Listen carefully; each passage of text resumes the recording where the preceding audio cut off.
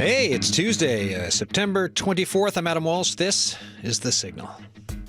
Gardening season is winding down, folks, but we still have a handful of shows left for your grow questions. And, you know, when you really think about it, gardening, year-round state of mind, isn't it? David Goodyear from the Homestead at Flatrock is here. The lines are open, folks.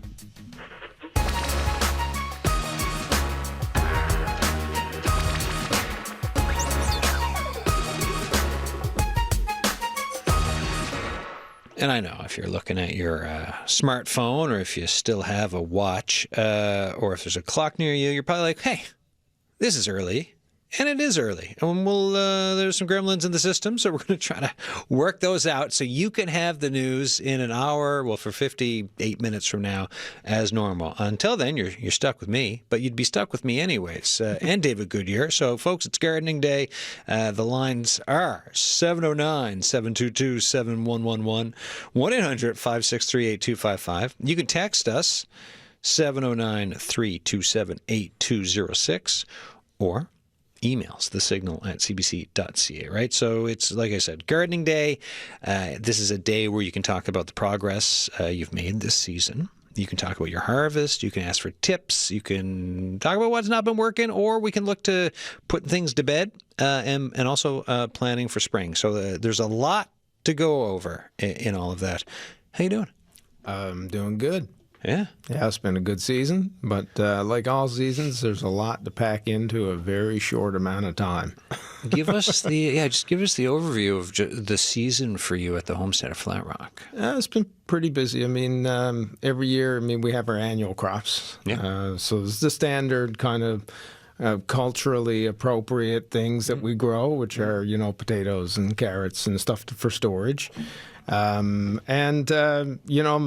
those, making sure that, things don't have disease, and just kind of active watering. But this year, most of that was taken care of with drip irrigation, which is something we did in the spring, and that was a huge help this year. Like huge. I'd promote anybody out there considering to get drip irrigation, go do it. It'll cut your weed load. It'll help free up a lot of time, like big time. There was a huge time savings this year on that. So if folks want more info on like drip irrigation, so they can look up. You've got posts on it. I've got some posts on it on Facebook. Yeah. A lot of vendors sell it. I purchased a kit from Dubois Agri Innovation in Quebec, and it's a great little kit. And basically, you can hook it up to a garden hose. I installed a rainwater collection system, which got me through most of the dry season, which was good. And it's all gravity, so there's no pumps or anything like that. Wow. So it can be done that way too. But made a huge difference this year. Of all things that I did this year, I would say that it was the most beneficial. Yeah. Yeah. Wow. Yeah.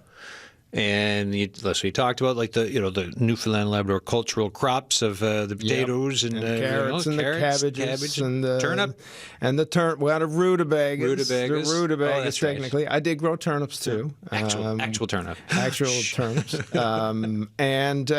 Lots of other things that a lot of people probably don't grow, like fava beans. They're a big part of our diet. Super cold tolerant crop did really well this year. Flowers and pods were picked by the end of July and processed in a freezer. Like, it was crazy how good things did, like, in that respect. Besides that, squash. Oh man, squash. It's like I got this addiction. Like, there's so many different varieties and colors and flavors. And this year, I think we have almost 110. There's over 200 pounds of squash, of which half of it now is picked and curing, but the other half is still waiting. It's still not quite there. So, because I was going to ask what you do with it, right? So you cure it. So you cure it. Usually, like a lot of squash tends to have solid matter stored as starch. Yeah. And then some of those starches kind of turn into sugars through various biological processes over the period of, let's say, a month or so. Some varieties, like butternuts, for example, benefit from storage of almost 2 months before they got great eating quality. But the benefit is that, you don't need a cellar for these things. If you got a place that's like 10 degrees Celsius, like, they'll store for 6 months. It's great. What types of cooking do you do with squash?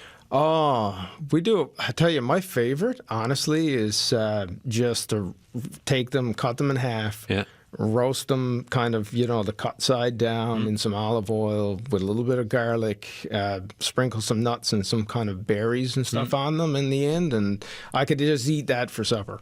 Like, I love them. That's nice. We, because I couldn't remember the name. I think it's like a green kabocha or something. Yeah, it looks kabocha, like. So, folks, those are the little green pumpkin-y looking ones at the grocery store. I'm saying this mainly for my benefit to understand it. We've bought that before. There's this like South Korean type of a thing we do with it. So, like, we'll chop it off, take a little bit of the stuff out inside, and then do the roasting, like you said, with olive oil in the oven, but to keep it almost more like a pump, the empty pumpkin, because it's a vessel. Yeah. And then we stuff it with spicy chicken, gochujang chicken and cheese, and bake it for a bit. And when you cut that sucker open, oh my gosh. Like, there's nothing better than a squash filled with cheese and chicken and spice. You got sweet, you got savory, you got meat, you got starch, you got it all in one, like, beautiful vessel. And when you cut it, and it kind of the different like tranches of it just kind of split open, like this beautiful cheesy flower blooming. It is quite the dish to have in the fall. Kabochas actually are really nice. I like them. We got a couple of varieties of those growing this year. Generally speaking, I always tell people, if you want to grow squash and you're going for flavor, try to go for ones that have really deep orange flesh. The carotenoids usually are what cause those colors, and they tend to impart really nice flavors.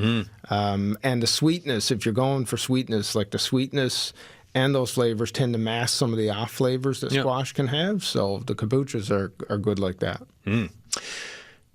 It's gardening day here on the Signal. The numbers to call, and we're going to go to the lines now in 2 seconds, but the numbers to call, 709-722-7111, 1-800-563-8255. So if you've got gardening questions, comments, just want to yak with David and I, we're here for you. Text line, 709-327-8206.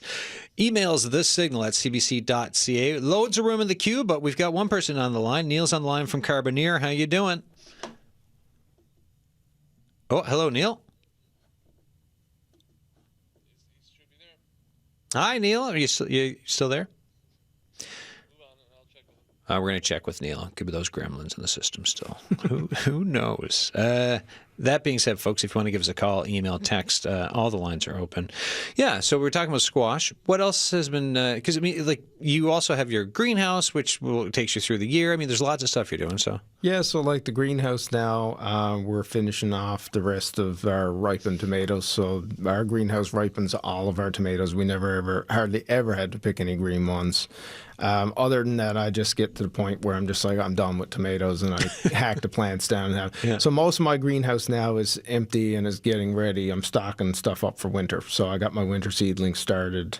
I'm getting my drip irrigation set up because I don't use that with my tomatoes. So I'm just kind of setting things up and getting my lighting set up and that stuff, because we do actively grow right on through the winter. So that'll start. Like, the greenhouse has quite a bit of residual heat now. Like, daily temperatures are still warm. So when the sun comes out, it can get 25, 30 degrees in there, even with ventilation running full time. Wow. So it's still a bit warm. So generally I just use it for seed starting, but they're back in the corner, so they're not getting direct sun. It's a little bit cooler, and then usually I'll transition to growing in October. Yeah, because there's still we still got loads of stuff outdoors yet. All kinds of Asian greens growing outdoors. We got bok choys growing. We got a bunch of other Asian greens. Some we still got our cabbages. I got a couple varieties of like a Japanese cabbage. Just saw fennel. Fennel's another one. Actually, I got my third crop of fennel this year. Wow. Fennel bulb. Yeah. Fennel bulbs. Yeah. They're still in the ground, but they're still growing fine, right?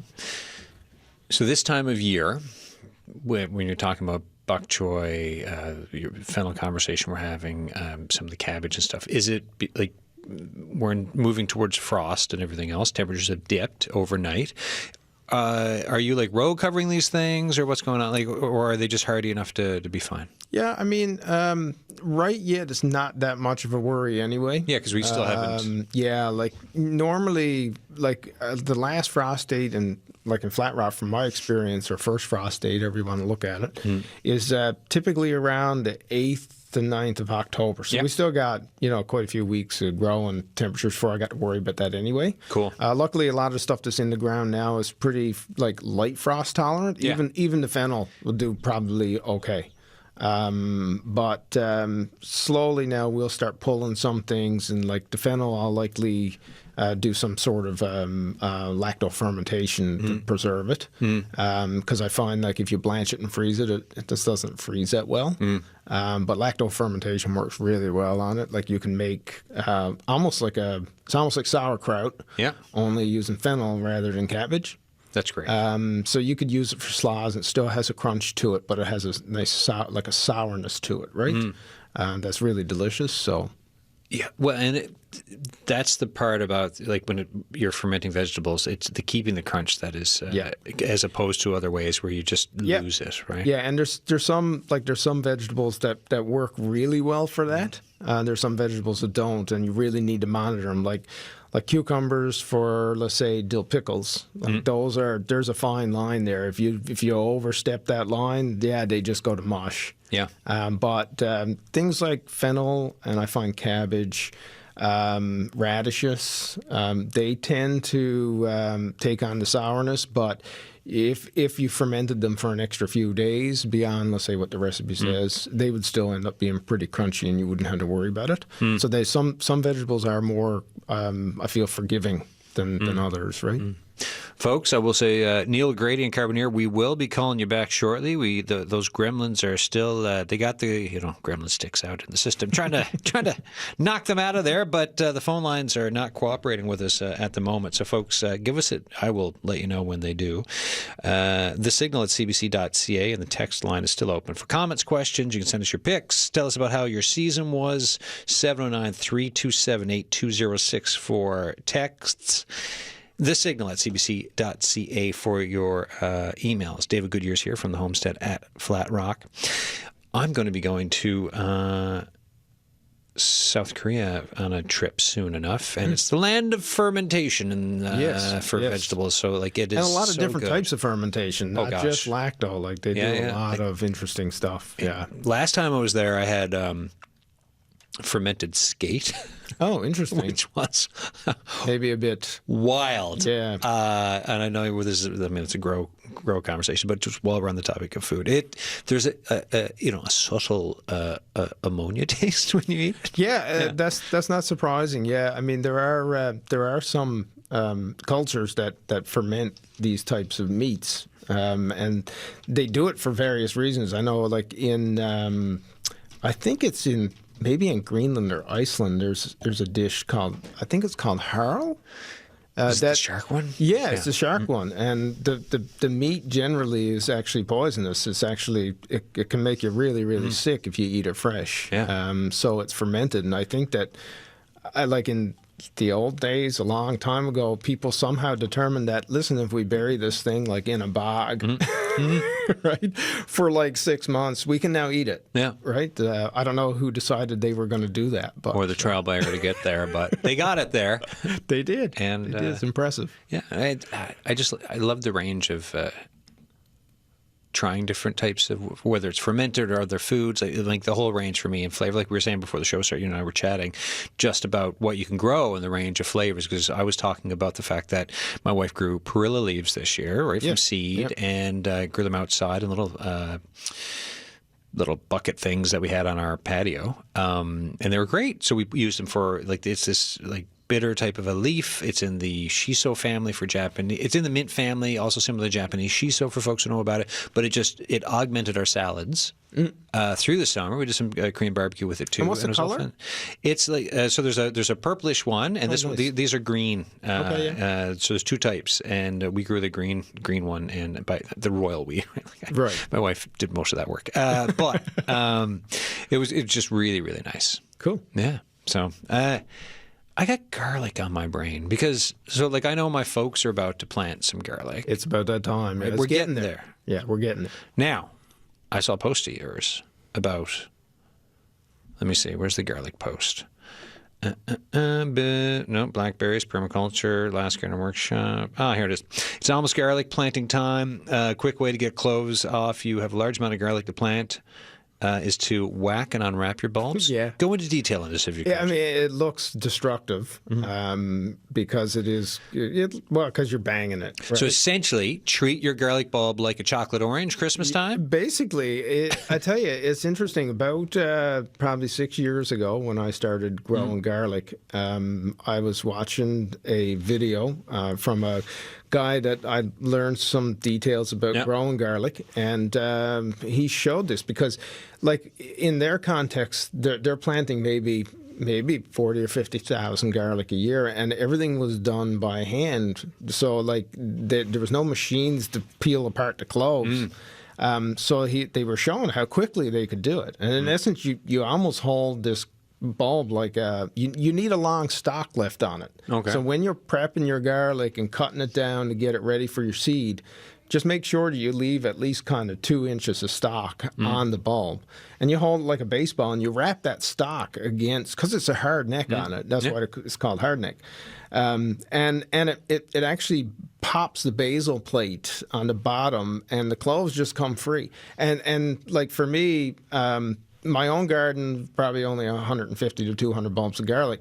But when you got 3,000 bulbs that you need to split, that's a lot. Like you need to get through them like as quick as you can, and it's a real time saver. Like I said, it looks quite violent, but it's not. In fact, I feel like actually trying to pry them apart with your fingers and nails and stuff, I feel like it does more damage and bruising the garlic than whacking it quickly does. So I'd recommend doing it. All right. And people have a laugh at it, and they have lots of questions, but it works really well. Whack the garlic, folks. Whack it. We've jerry-rigged something so that Neil O'Grady can be on the line. Hi, Neil. How you doing? Oh, how are you doing? Yes, you guys having a bit of problem there. Yeah, I guess, we got to check to see if we paid the phone bill. Modern technology sometimes, Oh, like we're so close to being there, but yet we're not. So, how are you doing? Well, not too bad. I guess, like I said, I guess I got a few words in earlier. No, we didn't hear a thing. So okay. re-rack and hit play again if you could. All right. Well, it's 10 degrees Celsius here today now, just a little bit of fine drizzle, so it's not an ideal day, but it's things are growing anyway. I know about talk to your guest here about people's potato crop. Yeah, go ahead. It hasn't been quite good in this area anyway. All my friends and colleagues, especially in the northern area, are not having a good year at all. I'm blaming it on the dry weather. It was ferociously dry this summer. Yeah. Yeah, I think so. Honestly, Neil, I had, it was an okay crop, but it's not the best that I've had. No. Honestly, I feel like part of it was, the dry year. Now, I have drip irrigation, but I don't irrigate potatoes, mainly because I'm afraid from past experience that I've had blight in the ground, and sometimes it's in saturated soil. So I kind of just left it, but I have to think now maybe I should have irrigated some because, I probably got maybe 20% less yield, maybe 25% less yield than I usually do. Yeah. I'm down to probably about 50%, Yeah. That's a good crop. I know my forefathers always said a good storm of rain around the second week of August is good. Yeah, and that's very true. That's when the potatoes are forming, right? Yeah, and it's interesting if the last couple Julys are any indicator. Like we've had some pretty dry Julys the last few years. I think not this past July, the July before. Generally, we have about historically we have about 3 to 4 inches rain in July. Mm-hmm. We had less than I think maybe 3/4 of an inch the whole month. Yeah. I know, and I know some of the berries, like my blackberries, the plum boys, they were a bit seedy this year. They didn't. Yep. They didn't swell up properly because they never got the moisture. And I know some of my raspberries seem to be. Yeah, mine were too. Yeah. Yeah. Same thing. I just made an observation. I got some raspberry canes. They grew their hair wild. and they're producing flowers on the first year cane. Oh, interesting. Yeah, it is. Yeah. Yeah, I wonder. So they're wild. Are they for sure wild? Well, for sure. Well, I didn't plant them there. I bought a shrub, Yeah. and there was a little raspberry cane in the shrub, in the pot. So I left it there. So I don't know where it came from. If a bird, it might have been from birds dropping. Yeah. Could have grew there from when they transplanted. They might have just accidentally got a cutting, and put in the pot. But anyway, they're lovely raspberries. The canes, the first year canes grow to about 15 feet high. Yeah, you'll be able to tell. I tell you now, there are generally two types of raspberries. There are what called floricanes and primocanes. That's right. So floricane varieties generally they'll flower in, I believe, in the first year and produce berries in the fall.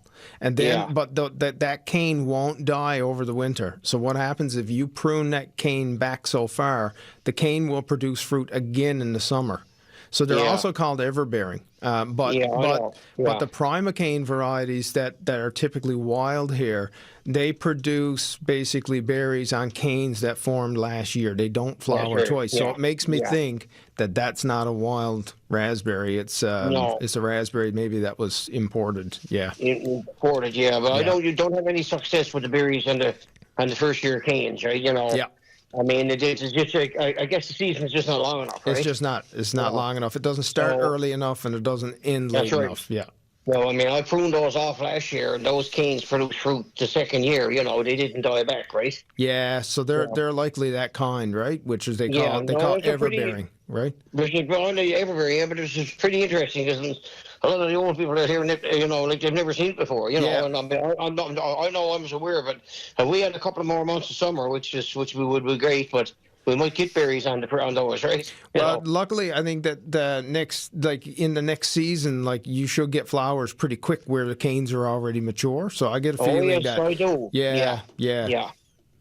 Anyway, that's it. Anyway, happy gardening, everyone, and hope you get all your technology straightened out there. Yeah, thanks. We're probably pulling wires as we speak, Neil. Appreciate the call and the update, buddy. Okay. All the best now. Happy gardening. Thank you. You too. Neil O'Grady there, calling from Carboneer. I love the updates. I think we got something worked out. So the lines are open. 709-722-7111, 1-800-563-8255. And what we'll do is if you don't get through, we will call you back. So bear with us. But you can always email us, thesignal@cbc.ca. You can text us, 709-327-8206. I think the text line is working. At least no one's told me it's broken yet. So we'll keep pushing through here. All right, so we covered garlic, which I was hoping to get through. Talk to me about the ideology around permaculture, because you put up. So what I do, whenever you're on the show, I go to your Facebook page and I look at your posts, and they're always fantastic. Because they're always squarely, obviously, within the seasonal conversation of what to be talking about.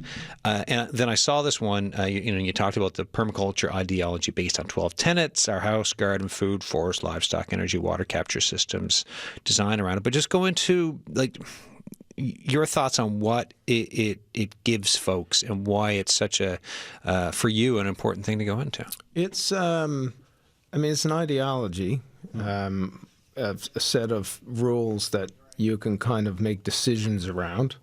I feel like, the idea of permaculture comes from this idea of kind of permanent agriculture, putting in place systems that evolve and produce food. In my context, not my whole property, I try to think a little bit about things that fall within those 12 tenets. So obtain a yield, observe and interact, no waste, capture energy. And those are all kind of things. So if you look up the 12 tenets of permaculture, you'll get a list of all of them. And they kind of make you more conscious about what your decisions are. It's really about working with what nature provides you rather than trying to work against it. Things that and it's some of it does fit into, I guess, my perspective of physics. As you know, I'm a physicist by trade. Yeah. So you start looking at some of these things and you realize, wow, it just fits within that lens. So, for example, I posted something the other day, about the temperature difference in the front and the back of our house, and observing and interacting has to do with or observing then interacting is really the way it should be put, is about making observations about what nature is doing around you and then making decisions based on that. So, growing crops in full sun that require full sun, you need to know where the full sun is on your property and choose to put it there. And it's likely that if you do that, you'll obtain a yield, which is positive feedback. So if you don't get that feedback, then you do one of two things. You intervene or you let the system self-regulate. And really, it's a mindset. I feel like permaculture and its tenets are very much a mindset that allows you to make decisions that are honestly more environmentally conscious. Things like no waste. Like we use our animal system as a kind of a no waste system. Things from our kitchen, never goes in the garbage. Food waste, all that stuff, it goes to a compost, which is left open. The chickens eat whatever's there. So they're constantly eating stuff that's coming out. They're producing more than one useful product. They're producing bedding with manure. Some people, I'm sure, probably, when their chickens molt, they probably, rake up the feathers and throw them away. Ours just go right into the compost. It's an excellent source of compost nitrogen. Yeah. So things it's about creating kind of circular economies inside of, your system, so that every bit of energy, every bit of waste, all that stuff ends up getting used and fed back into the system. Even think about, let's just say that you have a plot on the south side of your house and you're constantly adding fertility to it. Not all that fertility gets used by your plants. Some of it, of course, ends up either in groundwater or washes away across the property, depending on slopes and that kind of things. But you can use ways, let's say, of creating things like swales to help capture some of that, so slow down how that energy or water dissipates from your property. Planting, a line of fruit-bearing trees at the edge of a, let's say, plot that you would use for vegetable gardening is an approach where now you're capturing energy in that area, but you're also capturing water and nutrients that would have otherwise migrated off the property. So these systems are really designed with a lot of thought put in place, right? You're thinking more about the whole system design rather than just an individual part of it. So, for example, on the south side of my property, I got a tree line that casts shadows. And in those shadows, like that shade, it's not a great place for growing, let's say, annuals, but there are lots of fruit-bearing, or berry-producing trees, like currants, for example, black currants. They do fine in almost like complete shade, just kind of dappled sunlight. So along the back edge of my property, I probably got 15 trees planted. Right. And luckily they're right at the edge of where I grow vegetables. So they're also capturing what the vegetables can't use, right? They're capturing, nutrients in the ground that would otherwise not be used by the system. They would end up, further down the line, on somebody else's property or in the groundwater or whatever, right? Yeah, I find that really interesting because last week, Climate Week on the show, right? We did a full week of climate coverage. Dan Rubin was in as the guest, and also we had Heather Zarell, who is started data farms, right? Yes, yeah. And what Heather was talking about with farming in this province and what they're trying to do with data farms is they go in and they analyze the soil to see just how much nutrients is there. Like, are farmers putting in too much? Because if they are, then also it's like maybe you can save money by not putting in as much to find that sweet spot. And I love this conversation because it's also planning for where water goes to keep nutrients there, but that also to benefit from whether it's the shade, where water will go, where nutrients can end up. And so it's just it's a similar way of thinking about what's in the soil, how it all works together, and then how to maximize growth and if you're a farmer, profits, but food. Yeah, and I mean, like take for example, like we use very little granular or inorganic fertilizers. Most of what we use has been created either on site or compost, and it's a great way to have basically nutrients stored. So I mean, organic matter that's kind of in the form of compost, it doesn't leach nutrients that easily. It needs soil, the microorganisms to help break it down to release that. And that happens like over a long period of time, which means that, if you can add compost yearly, you build that level up, but you also help prevent it from washing away, because a lot of it is just kind of just sitting there waiting to be eaten up by the soil life. So generally, when you're using things like compost, I tend to work in thirds. So in year number one, you lose about a third of the fertility, whether that's from it just breaking down or whether that's from the vegetables kind of using it because the microorganisms have freed it up. So then you apply another bit. Next year now, you'll lose another third on the original year, plus you'll use a third on this year's. So every year you start building up. Once you get to year 3, basically you're at full capacity every year. You just keep adding. Like you just keep adding. But it's not like granular fertilizer where you add it and it's a salt, right? So the water literally washes it away. And economically, I mean, there can be soils that are very inefficient at using them, because if pH is low, and plants tend to behave nicely when they have the right pH, they're able to uptake nutrients in, a more controlled fashion or easier.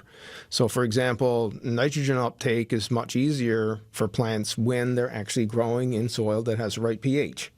Otherwise, what happens is that you're throwing on all this nitrogen and you're not getting the growth, and that nitrogen and phosphorus and potassium is literally just leaching away. It's not stored in anything. No. Right? Because it's already mineralized. It's already available to the plants in a form that they can use. So it just leaches away. So you lose all your fertility. It's a big deal, right? Folks, the lines are open. If we've had some phone issues today, we've got something jerry-rigged. So if you want to give us a call for Gardening Day to talk to myself and David Goodyear here from the Homestead at Flatrock, give us a call, 709-722-7111, 1-800-563-8255. We may have to call you right back, but bear with us. Text line, if you've got texts about an update for your gardening season, if you want tips, if you got some questions for putting the garden to bed as well, or for spring planting, you name it, we're here for you. 709-327-8206. The Signal at cbc.ca is the email address for the show. Here we go. Speaking of which, hey, I have about a 1 foot low point in my backyard with numerous birch trees. Would backfilling this dip hurt the birch trees? Potentially. Yeah. I mean, you're changing a whole bunch of stuff backfilling. Yeah. The dynamics of water in the soil, you're changing that. You're changing nutrient accessibility. Those roots grew where they are for a reason, right? I mean, trees tend to kind of, when they're really young, some of them tend to send down a bit of a taproot to lock them in. Yeah. But then everything kind of grows outwards and downwards. So when you backfill, depending on how much backfill you're adding, a foot could be a lot. I mean, you're going to change the soil profile significantly. In fact, it might be so much that it becomes completely waterlogged. Yeah. Because you bring the water table up. Right. Which means now the trees die. Now, if you got a willow there, that ain't going to matter. Yeah. A willow will soak up every bit of water that you could ever throw at it. And they will grow quite well, but that birch might end up dying. In my opinion. Yeah, no, of course. So then if they were to try that, but also plant a willow, like that could be a... Yeah, willows tend to like wet soils. They can pretty much soak up anything. Yeah, they're just awesome. But they are prolific growers, and they can grow big. Yeah. So keep in mind that a willow that goes unmanaged can get huge. But managed willows actually are great because they're a source of biomass. You can, cut them down every couple of years. They'll completely grow back again.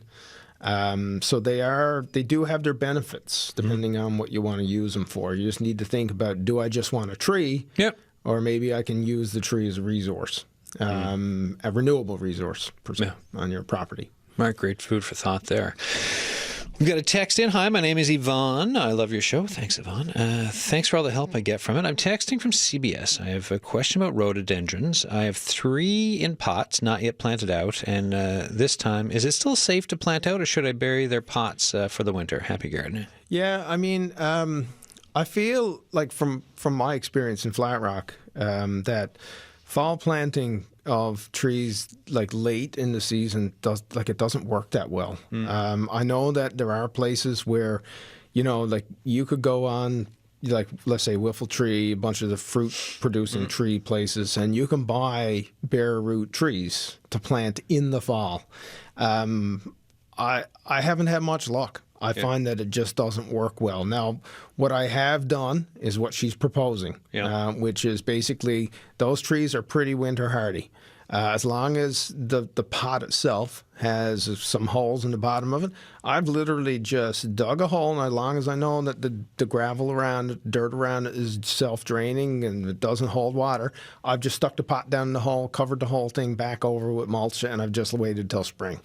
Because oftentimes when you go to plant trees, they tend to do better before they kind of break dormancy.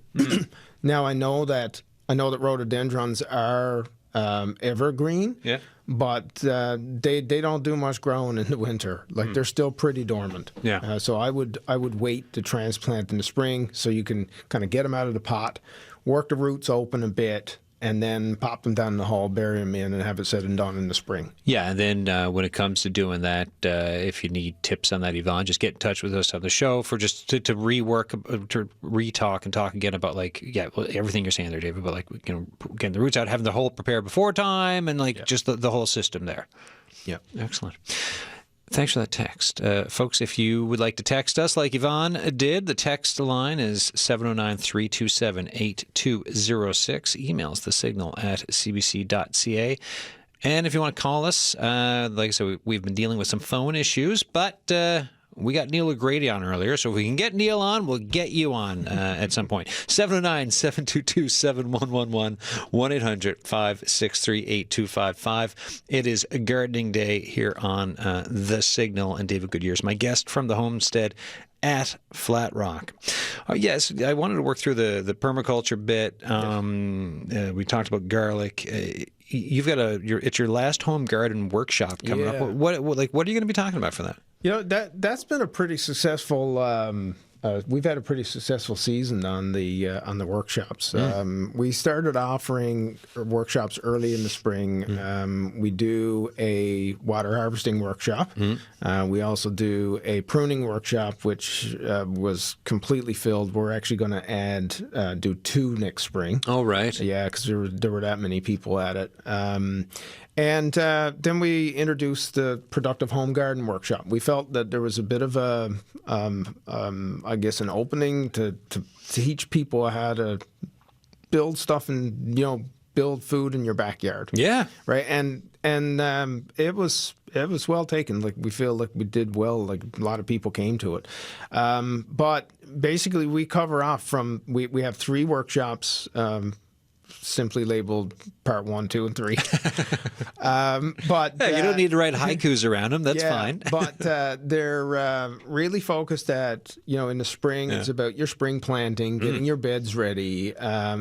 What fertility requirements are you gonna need? And we kind of go back to the culturally appropriate things. How do you start your potatoes? When should you do it? What are the things like that you would be looking for in certain terms of soil temperature? And we go through a lot of stuff. Then in the second workshop, we talk about a lot of now that you got everything planted, what do you need to do? So we talk a little bit about irrigation. We talk about fertility, kind of midsummer. We talk about looking for plant diseases, both bacterial and fungal. And we cover off just a lot of information. It was, like I said, it was well accepted by people. They thought it was a great workshop. The next one really is focused on the harvest. So a lot of people have questions this time of year. You go on these Facebook groups and people are like, okay, so I've dug up my carrots. Now what do I do? Yeah. You shouldn't have dug up your carrots, right? You did the wrong thing. It seemed like a good idea because you wanted to get them ready to use, but it's the opposite of what you wanted to do. So we're in that workshop. Really, we talk about planning. What do you need to do in order to extend your harvest? Yeah. What do you do to store your harvest? We talk about, let's say, the biology of that, why it is that, let's say, root cellars work or one method of preservation works better than another. Yeah. We talk about using, row covers in the fall to extend your season further. Yeah, through that frost, right? Yeah, through the frost. And then there's lots of stuff in my garden don't even come out until December, right? Like it's a long go of it still yet. So we talk a bit about that stuff, and we're going to get a little bit into mushroom cultivation in that one, which is kind of cool. And I think it's going to be another great workshop, and hopefully we'll have a good turnout. So with carrots, what's the advice on them? I think that there's this thought that you're pulling these things out of the ground, and they're just objects that you're going to eat, because they kind of are. But I think that there's oftentimes a disconnect. You don't realize that they're alive, right? Like a carrot is alive. If it wasn't alive, it would be rotting.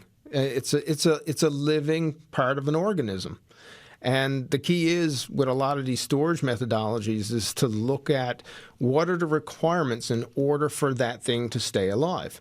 So, for example, a carrot, it has the bottom part, it has the top part. If you pull the carrot, the root system's not attached to anything anymore. It's going to die. Yeah. So you need to place it in an environment that basically mimics its underground habitat. Right.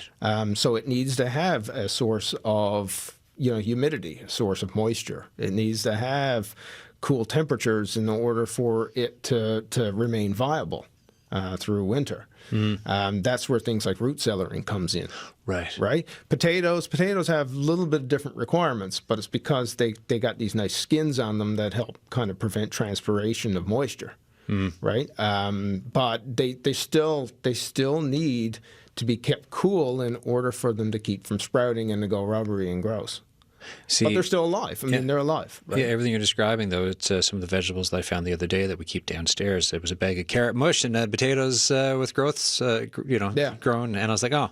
Yeah, because they wake up, right? Yeah. They wake up. They're triggered, right? Yeah. They realize, the temperature is good and conditions are okay. I think I need to start sending out shoots. Right. But carrots, like if they transpire, like they don't have skins on them like potatoes, so they transpire moisture very, very easily.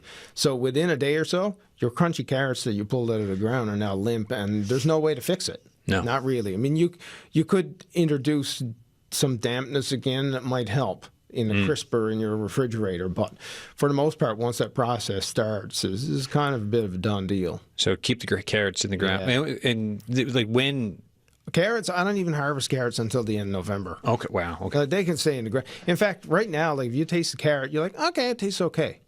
But if you wait until the cool temperatures, a lot of these vegetables like carrots and turnips and things like that, when the temperatures change, there's a bit of a biological switch. The plant starts converting some of its mass to sugar to help prevent it from freezing. Yeah, right. It lowers the freezing temperature. And that's where the flavor... And that's where the flavor comes from, that's right? That's sweet spot. Yeah, it's a sweet spot, literally. All right, we got some text... we got some text to work through. I'm just checking to see if there's any other emails. Here's, let me see. From Violet. I tried to plant garlic a few times and it was not successful. How exactly do you plant the garlic? What time in October do you plant it? And what types of garlic should you plant in NL? We've had success with some success, some limited success with some varieties. But I mean, there's basically 6 or 7 varieties of garlic. There's hardnecks and there's softnecks. Softnecks can grow here, and they tend to have the longest storage time. But we've had some challenges trying to grow them. Now, there are other varieties that are hardnecks. There are turbans. Porcelains, rocambole, purple stripes, marbled purple stripes. There's another one, I'm missing it. Yeah. But porcelains tend to do the best here. So when I say porcelains, there are varieties like Great Northern, Susan Delafield. Music is the big one. Yeah, music's the one I've heard a bunch of, right? Yeah, these varieties, they tend to not care about wet feet. And they don't care about wet tops. A lot of the other varieties, they tend to pick up fungal diseases like botrytis early in the growth season. But generally, I wait, like in terms of planting, I plant once the daytime average temperature is sitting somewhere around 4 or 5 degrees Celsius. Yeah. So that means in the daytime, let's say you might be at 8 Celsius, but in the nighttime, let's say you might be at maybe 2 Celsius.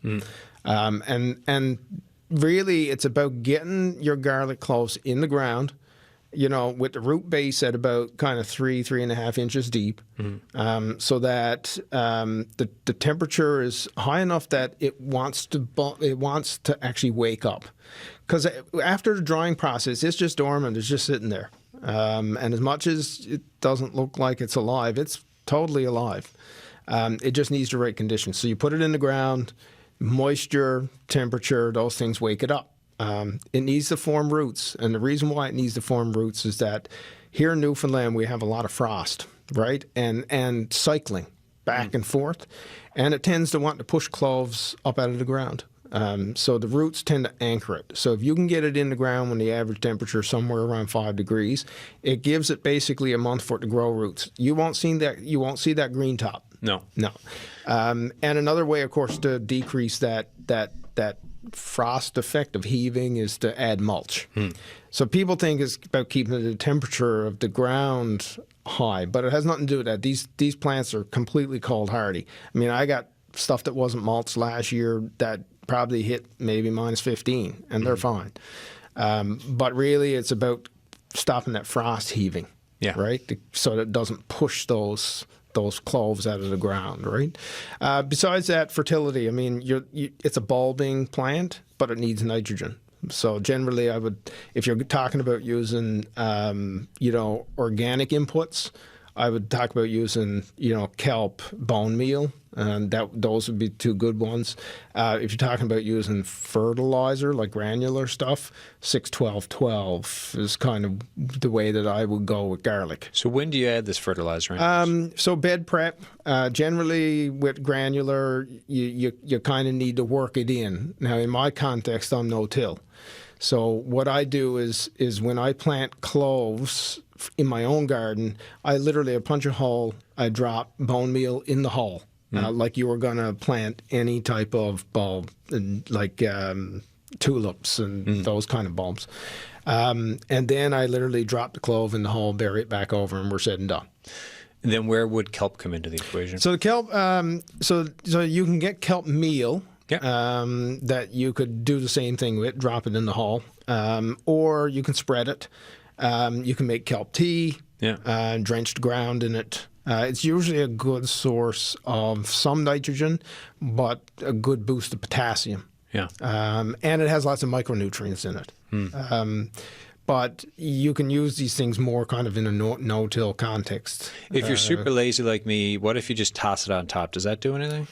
Yeah, eventually it will. Yeah. But you need to think about, like, organic inputs take time to break down, and it's the soil life that migrates most of that stuff, right? I mean, there's some migration through the breakdown at the surface and water infiltration and whatnot.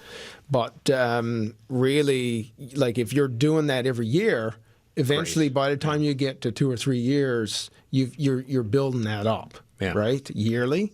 So I wouldn't necessarily do that in year number 1. Yeah. And expect to get good results. So year number 1, concentrate on the bone meal, maybe Yeah. get some kind of a kelp solution or whatever that you can buy. You can buy them. They're like powder. You can mix it. That'll work. Like I said, bone meal in the hull. And I guarantee you'll end up with good bulbs. But your soil still needs to be good. You need to have good organic matter content and all that stuff. But if you're unsure about your soil, get your soil tested, especially for pH too. Get your soil into the Newfoundland Agricultural Lab over on Brookfield Road. Get a soil test. It doesn't cost that much. And they can tell you what your fertilizer requirements are. All right, we've got there's a few garlic questions that I think some. Let me see. Question about garlic: when you plant, do you add fertilizer during planting or during the growing season? We just covered that. Well, during the growing season, it's a little bit different. So generally, I don't. I'll apply some nitrogen in the form of fish fertilizer early in the season. But once I get kind of beyond the solstice, which is June 21st, maybe like a few weeks, I generally don't apply any fertilizer after that. Okay. Really, it's not going to do a whole lot. The bulbs at bulb level should have everything they need by that time. If they don't, they're not going to make it anyway. Okay. Great points. Here's another one. Last year I planted garlic from the grocery store, which was very successful, so I'm hoping to do it again. However, when looking online for garlic bulbs for planting, I was overwhelmed with all the garlic types. Yeah. Is there a certain type I should plant? Follow-up question for the guest. Are these workshops offered online? We actually do a garlic workshop in the summer. That one's already over. That was another workshop that we offered this year. But it takes you through the whole process. So keep that in mind for next year. We do a whole thing. We take you through a full year of garlic, and you're lucky that your in-store growth did well, because a lot of times these garlics that you get from other places, they're not necessarily climatized that well for here. So generally, of all of the types of garlic, meaning porcelains, rocking balls, marbled purple stripes, turbans, softnicks, and like I said, there's another one I can't get right now. The porcelains tend to do the best here. And music is one of the popular music, ones. Great Northern, Susan Delafield, Yugoslavian. There's a bunch of them, but they're porcelains. Yeah. So, all right, those are great tips there. And let me see. So that's another. Oh, and the workshops, are they online or in person? Those are in person now. Yeah. Okay. Those are all so you don't in have any. person. There are no online workshops. No online workshops now. No. But you do post, and I'll say, like the Homestead at Flatrock on Facebook. You folks post a lot of tips and stuff there, so it's highly accessible. Yeah, and every time we're going to have a workshop, it's posted there. We post it across multiple groups so that people know that they're coming. Okay. Yeah. Hi, Adam. Spuds? Question marks. Wait, is that what you're calling me? A lot of my friends have lost almost all of their potato crops. So far, mine are good. I use leaves and grass to fill up the drills. This keeps the ground moist around the potato. We'll compost in the ground for next year. I think this helps. What does your guest think? A great show. That's Don. Oh, hey, Don from Salmon Cove. Okay. So Don, I do no dig. So basically, I top dress all of my grounds with compost yearly. In areas with potatoes, usually my potatoes move into an area that I had legumes growing the year before. So they're already adding some fertility to the ground. But generally, topping up with compost is a great idea. Another thing to help boost fertility, if you're doing small, like with me, I just kind of dig up. It's a lot of potatoes, but I dig one hole, drop a potato in, and kind of move on. So I don't do drills and none of that stuff anymore. Just throw the compost on the top, dig the hole, drop the potato in. But adding bone meal into the hole is a good source of phosphorus, which potatoes can be heavy feeders on. So some bone meal work well. You can get products that have bone meal added, like chicken manure pellets, Or chicken manure compost. Honestly, it has good nitrogen, got good amount of accessible phosphorus in it. So those things, anything that's organic that have good amounts of phosphorus is great for potatoes. My in-laws in South Korea use fermented chicken manure. I can only imagine what that smells like. But you know what? It probably actually doesn't smell bad. My experience with fermentation has been once that it goes, once so it gets, better. it's like wow. That doesn't like I do fermented fish fertilizer. It's a fish what they call hydrolysis. Yeah. And that actually smells almost good enough to drink it. Like I wouldn't do that. Yeah, but it smells better. Yeah, like it has this sweet kind of vinegary smell to nice. it, with got a little bit of undertone of fish, but it's not rotting. We've got a caller who made it through the gauntlet of Gremlins to get online here right now. Hi, how you doing? Hi. Hey, how you doing? Thanks for calling. Good. Actually, my name is Juran Goyali, not Jaran. Juran. Hi, nice to meet you. Nice to meet you. I have a question. I have a small bed for strawberry. I grew a strawberry last year and this year. And last harvest I did in end of July. Last 2 months, it's still strawberry plant is growing very good. But I am wondering, should I anything extra step I should take it, or it just keep growing the strawberry? So it depends on the type of strawberries that you planted. So there are different types. There are what we call June bearing, which in Newfoundland aren't June bearing. They're more like July bearing. There are ever bearing varieties that actually will constantly flower and constantly produce up until when daylight and temperatures just don't allow it anymore. So it really depends on the variety that you have. They may be just a single crop in this year if they were June bearing, or they may be just a ever bearing variety that's not producing. But I got a funny feeling that if you got one crop and you're not seeing anything else, that's a June bearing variety. Yeah, no flower, no nothing. No, that's because you'll only get one harvest a year from June bearing strawberries, and it's a very short period of time, but you get a heavy harvest all at one time. Okay, so I should leave the plant growing like this? Yeah, now keep in mind that once you get to the third year, strawberry plants tend to produce less every year. They do well basically kind of in the second year. Third and fourth year, it all goes downhill. They need to be replaced. So it's important if you're cultivating strawberries every year, capture some runners from your plants using small pots so that way when the season is over, you got new plants that you can plant, let's say, next year to replace the original plants. Because once you get to 3 years in, they just don't produce as well anymore. So what is the best time for replacing? Like in the summer or end of spring. The season? The end of spring. It's spring. Yeah, because you want those new plants to really get going. You want them to wake up and get rooted. This time of the year, really, they're already at the point where senescence will happen. Like basically, the plants will start to die, and they're not really going to root anymore. So in the spring, probably early May is when you would want to get them transplanted. Okay. Yeah. Okay. Thanks. Thank you very much. Thanks so much for the call. Call anytime. Cheers. Thanks. All right. Last little question for you. There's another garlic one, but someone texted, picked up a few Russian garlic in the Okanagan Valley. Wonder if that would grow in Newfoundland. It'll grow.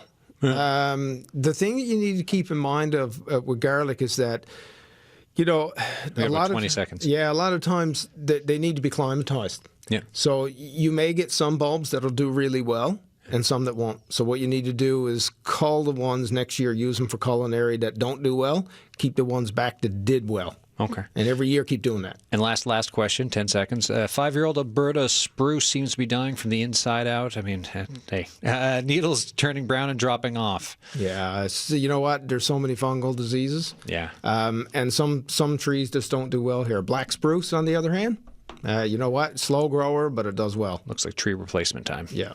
All right. David, thanks so much. You're welcome.